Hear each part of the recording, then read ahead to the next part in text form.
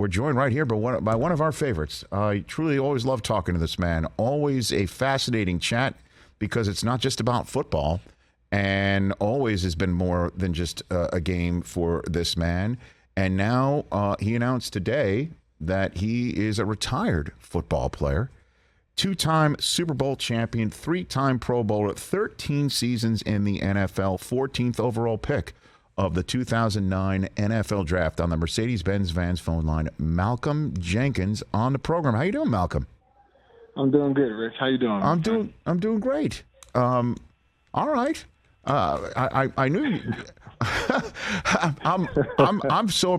First of all, I'm very appreciative that you know that I'm part of your day, in which this announcement got out, that you made it. So why now, Malcom Jenkins, for you? Well, I think for me, every year I came into the league, wanting to get to 10 years, right, knowing that is what I thought a respectable career was.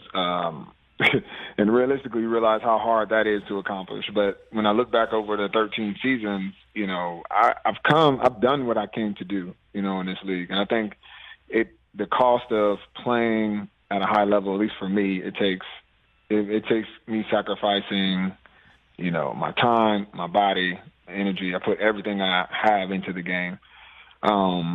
And that's just how I'm wired. And so I've been doing it so long for the game that I'm actually, the last 5 years, I've really been building kind of my team and, my businesses and other interests and investing in different parts of who I am as a person. And I just am ready to now do something else. Like, I'm ready to put that same drive and energy that people know me for on the football field and put it towards, other aspects of, my life, my businesses, and my other interests, and obviously my family. I got two little girls who are playing sports now and doing all these things, and while they probably enjoy coming to my games, I'm enjoying going to theirs and being around more and being able to raise my kids the way that I want.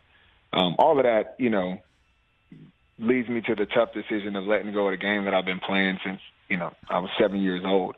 But I think, based on all the things I've done in life that I've accomplished, I've at least gotten to this point and know that I am blessed and grateful and privileged, really, to be able to walk away from the game on my own accord. That isn't really afforded to many people in this sport and professional sports in general. And so I'm extremely grateful for the game. I'm humbled by the people I've met along the way, the cities that I've been a part of, the franchises. All of that has made me who I am today. Well, and you just mentioned about, the longevity, and the really impressive part about it too. I have, NFL Network sent out to all of us a package of statistics once you made your announcement, Malcom. And the one thing that just leaps out to me is since 2014, okay, so the second half of your career, you're one of only 6 players to start 128 games in the NFL. And you're tops by far in terms of safeties and passes defensed in that time period. So what did you do to have to get ready that you're kind of now pleased to have in your rearview mirror to have that sort of longevity? Yeah, I think, longevity, we talk about in our league all the time, accountability and availability being the two things that, every successful player has to have. And availability, so oftentimes is out of players' control. Injuries are part of the game. We've seen careers altered or ended over and over again due to injuries, the violent nature of what we do. And so I've been extremely lucky to not have any of those, major injuries. And then, but also, I put a lot of work into my body and preparing for the long season to be able to not only survive it, but to thrive in it. And I've definitely, put in the work knowing that I'm an integral part of every team, or have been an integral part of every team that I've been on. And me not being available is also hurting the team. And at least that's how I was raised when I came in the league, and that's what I have kind of, always stood on. And to be able to look at how many games played, how many snaps were played. Last year I missed the first game since I missed a game. It was the first time I missed a game since 2013, and I missed it due to COVID. I'm not even hurt. And right. So it's one of those things that I look back and I realize I'm extremely blessed. And after 13 years, every time I start touching the field, you're wondering if my luck is going to run up. But man, I'm glad to walk away from this game with my mind intact, my body intact. I feel good, and that's, as a player, that's all you can ask for. Absolutely. And then, of course, to have the career that you had, the 13-year career that you have, Malcom Jenkins here on the Rich Eisen Show. 99-yard pick six, still holds a record for, longest in the NFL. Who'd you pick off for that one? I believe he went to your school. Mm-hmm. It was one of my favorite opponents, the GOAT Tom Brady. You picked off, and by the way, you're the only human being. I think I laid this on you on live NFL Network television when you stopped by the Super Bowl set a couple of years ago. Only human to win a Super Bowl against both Brady and Peyton Manning. You picked off Eli Manning twice in the same game, if I'm not mistaken. You went big game hunting in your career, Malcom Jenkins. Oh yeah, we had to. I said it's funny. I tell people all the time. They ask me what quarterback gave you the most trouble. And I'm like, honestly, I have a winning record versus Brady. I've had some really good games against him. Eli, I've played against. He's probably my favorite quarterback to play against. He threw me a couple in the game. That was my favorite game. He threw me two. We beat Peyton Manning in the Super Bowl. Aaron Rodgers, we just beat him up in the opener last year. I've had success against the big names, but the guys who've given me the most problems in my career, like Kirk Cousins and Ryan Fitzpatrick. Every time I played them, they threw probably 400 yards. Well, I mean, Ryan Fitzpatrick, because he's not ashamed to throw it in any window, even if he shouldn't, he's throwing Malcom. it everywhere. Yeah. That's difficult to defend, if you're like, he's never going to throw it in that window, and then like, what the hell is he doing? Like, that's tough to defend, Swing the ball all over the place. But what about the Super Bowl wins that you want to look back on today that you're particularly proud of about those teams, Malcom? Man, I think I'm proud of, like, when you not only just the championship of, like, winning what the sport brings. It's eventually you realize as a team, when you carry the hopes and dreams of an entire city kind of on your shoulders as the season goes on and as the pressure builds, and as the context around the season, builds, you realize just how special the game is, not only to us, but to everybody. So to be a part of two championship seasons with two different franchises that, and it'd be the first championship in both of those cities, it's something special. And I can't describe, what it is. It's not like, I would imagine if it was an organization like New England that's expected to win, you've done this many times, that it's a lot different than New Orleans when, post-Katrina and everything that the city needed, they used the Saints as, a tool for healing. And them games meant something to the city. And we carried that city all the way to a Super Bowl and felt the love and the impact of that win. And then for me to go to another city, very similar fan base that is passionate, loves their team, but never had that championship, a hard city to live in, where people are struggling and working. It's a very blue-collar town, but that love their team. With all of the social justice stuff that was happening in Philadelphia at the time, you had Meek Mill and protests, and to be able to bring all of that to the stage in front of everybody and beat Tom Brady as though we were underdogs and lost our quarterback, to overcome all of that and really stand as a beacon for really to represent the spirit of Philadelphia and embody the spirit of Philadelphia is a different experience that I imagine, from just your normal championship, game.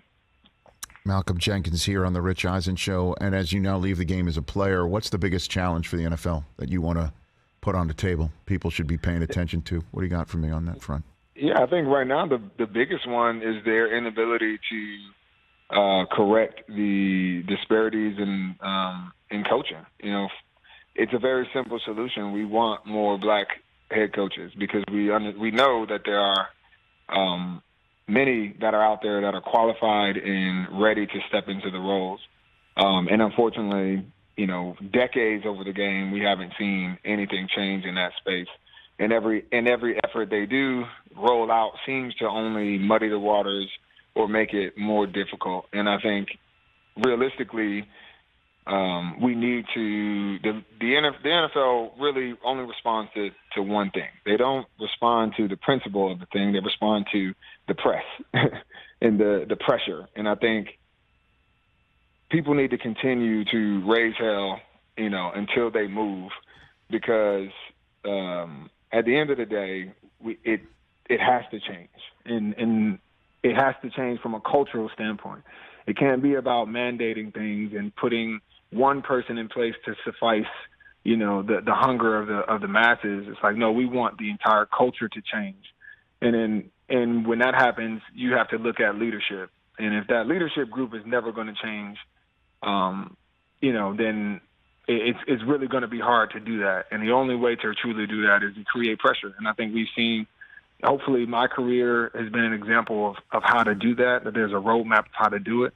But there's also been other, examples when we had all of the star players in the league talking about asking Roger Goodell or not even asking, demanding that he apologize for the treatment of Colin Kaepernick, that he said that he recognizes that Black Lives Matter and all these things that we had to go to war for in 2016, he did that, got done overnight. And so I think hopefully players see their role in speaking up on behalf of these coaches to get their fair share. But I also think we need to hear from Black coaches as well and the fan base to continue to, push the NFL to being a more diverse and equitable place, especially one that at least reflects its locker rooms and its main source of labor. Malcom Jenkins here on the day of his announced retirement on the Rich Eisen Show. So we know about your foundation. We've talked about that other times. Give me an update on that and what's next for you. What else is on your plate? Yeah, other than being a dad. Man, we started in 2010, so 12 years of just work in multiple cities. And the good thing is, it's one of those things I've always wanted to outlast me and my fame, and it is one that will continue on far beyond my playing career. And so we've been, focused over the last really 2 years on financial literacy, opening bank accounts or savings accounts for school-age children, getting them to understand the principles of investing and how to build and grow wealth. As well as providing, we've been building out this digital curriculum, this academy for kids in high school to really get prepared with other life skills and hear from different subject matter experts in various amounts of fields that you don't have to go to a traditional 4 years at a college to get to. So when people want to go from high school right into the workforce, we want to create an academy that is showing them the roadmaps to do that in ways that aren't your traditional pathways. And so those have been the main things that we've been working on, trying to affect as many kids and youth as possible. And obviously, my mom is the president of the foundation and the one who has really carried this on. And so, as I'm looking at and reflecting on what we've been able to do over the last, 13 years or 10 years for us as a foundation, I'm proud of not only myself but my mom and the board that has really helped me bring this idea that I had a long time ago to give back to my community and have an impact, and brought it, over a decade to doing some really, really impactful work and affecting thousands of people, and hopefully continuing to do that. And then, of course, your business interests. I know about your media, Listen Up Media. You began your production company. Everybody can watch your first project, that won Best Documentary in the film festival circuit, called Black Boys. You can watch that right here on Peacock.